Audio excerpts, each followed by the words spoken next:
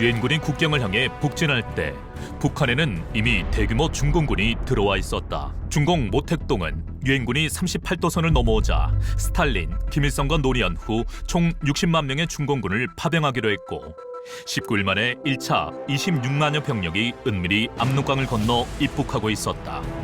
이때 침입한 중공군 대부분은 모택동군에 입대한 팔로군과 장제스의 국민당군 포로들 출신이었다. 이들은 정전협정으로 포로 교환이 이루어질 때 상당수가 공산주의를 반대하는 반공 포로로 대만으로 돌아갔다. 이제 6.25 전쟁은 소련 스탈린에 이어 중공군과 전쟁, 공산진영 대 자유진영의 전쟁으로 지속 확대된 것이다. 중공군이 유엔군을 포위하려 은밀히 스며들고 있을 때 국군 육사단은 압록강 초산에 도착. 압록강 물을 2개의 수통에 담아 이승만 대통령과 육군본부에 전달했지만 곧이어 중공군 공격으로 다시 탈북 국군포로 신동길 병사도 이 초산 전투에서 포로가 되었다. 김일성을 생포하려던 중 중공군 개입으로 어쩔 수 없이 철수하게 된다.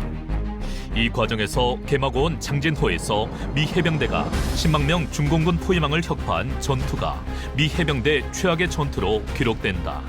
장진호 전투는 주력은 미 해병대 전투이지만 유엔군 곁에는 한국 경찰, 카투사 등 한국의 지원 병력이 있었다. 탈북에 성공한 이기춘 어르신도 1950년 12월 29일 장진호 전투에서 포로로 잡혔다.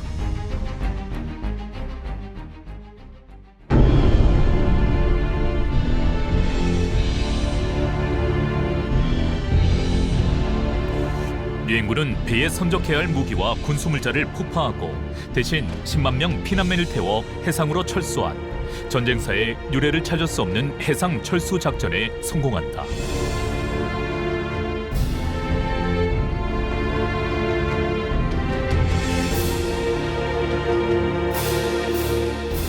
중공군 인해 절순에 밀려 후퇴하던 국군과 유엔군은 1951년 1월 4일 서울에서 후퇴하게 된다. 6.25 한국전쟁 중 한민족의 대이동에 해당하는 피난은 3번 있었다. 전쟁 초기 서울에서 부산까지 이어진 38선 이남 피난민 이동이었고 중공군 개입 후 38선 이북 주민들의 피난, 그리고 1951년 중공군 충계 대공세 때였다. 6.25 한국전쟁은 소련과 중공의 공산주의 세계화를 막아낸 자유진영의 대리전쟁으로 최초의 자유진영 수호 전쟁이다.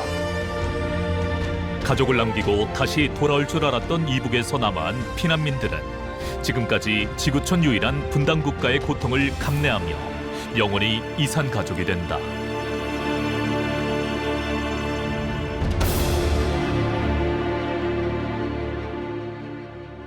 (1950년 12월 9일) 유엔군이 서울에서 철수하기 직전 메가더는 트루먼 대통령에게 원자폭탄 사용을 요청하고 트루먼 미국 대통령은 핵 사용이 3차 세계대전으로 확대될 것을 우려하고 있었다.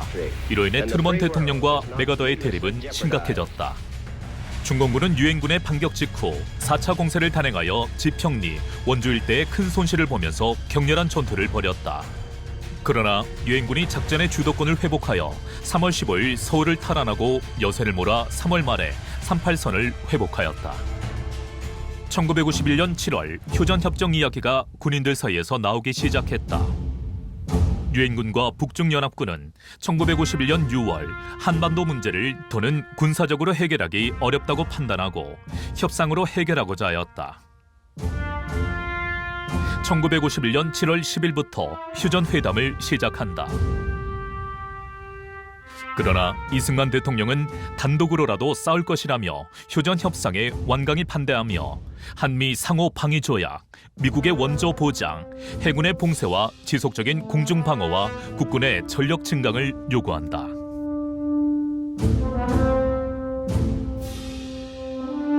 양측은 최초 휴전 회담에서 군사 분계선 설정 문제를 비롯하여 휴전 실현을 위한 구체적인 협정, 전쟁 포로, 양측 관계 권고 사항 등 4개 의지를 논의하기로 하였다. 그러나 최소 6주 정도면 타결될 것으로 기대되었던 회담은 처음부터 난항을 거듭하여 장기간 설전을 벌였다. 휴전협정이 진행되는 동안 잔혹한 고지전이 벌어진다. 휴전협정이 이루어지기 전 한 뼘의 땅이라도 더 차지하려 양 진영은 잔혹한 구지전을 지속한 것이다. 이때 수많은 국군 포로가 발생한다. 1951년 2월 횡성 전투를 비롯하여 미군 몽클라크 장군이 이끄는 프랑스군의 지평리 전투에 이어 5월에는 가리봉 전투, 그리고 하루에도 주인이 몇 번씩 바뀌는 구지전에서 도설산 전투는 해병대가 치른 유명한 전투로 기록된다. 미 해병대로부터 임무를 교대한 한국 해병대의 17일간 도설산 혈투는 이승만 대통령이 무적 해병이란 휘호를 쓸 만큼 한국 해병의 용맹성이 드러난 전투였다. 태양이 장렬하던 8월에는 그 치열한 펀치볼 전투가 벌어진다. 이 전투에서 중공군은 1만여 명이 전사와 부상 또는 포로가 되었으며 국군 제9사단도 총 3,500여 명의 사상자를 내었다. 홍천 전투, 횡성 전투, 양구 전투, 회양군 전투가 이어졌고 휴전 이야기가 나오는 1953년에는 동부 전선이 다시 뜨거워지며 김화 전투,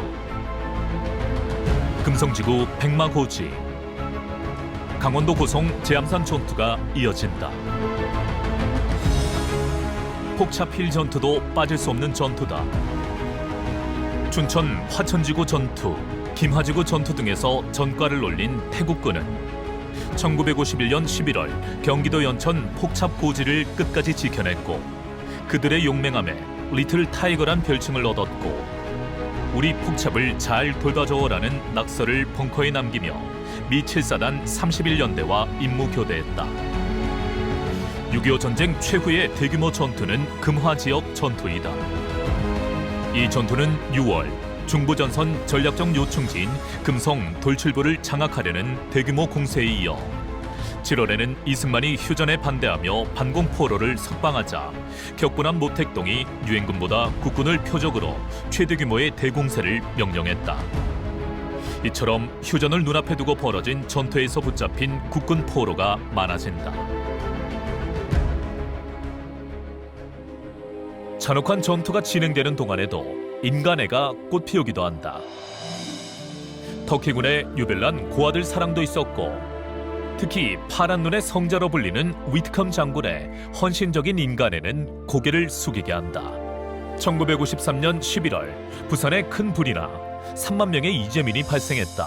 당시 한국에 주둔한 미 제2군수기지 사령관 위트컴 장군은 그 참상을 보고 상부의 승인 없이 군수창고를 개방해 23,100여 명분의 식량과 옷 등 군수물자를 이재민들에게 긴급 지원하고 공병부대를 투입해 4만 명이 지낼 임시 천막촌도 준비했다. 이후 부산대학교와 초중고등학교를 세우고 부산에 메리놀 병원을 짓기 위해 거리모금 캠페인을 벌여 예하부대 장병들에게 월급의 1%를 병원 공사비에 기부하게 했다. 그는 1954년 퇴역하고 보육사업을 하던 한묘숙 여사와 결혼, 전쟁 고아를 돌봤다. 한국에 묻어달라는 유언에 따라 부산 유엔 기념공원 내 안정돼 있다.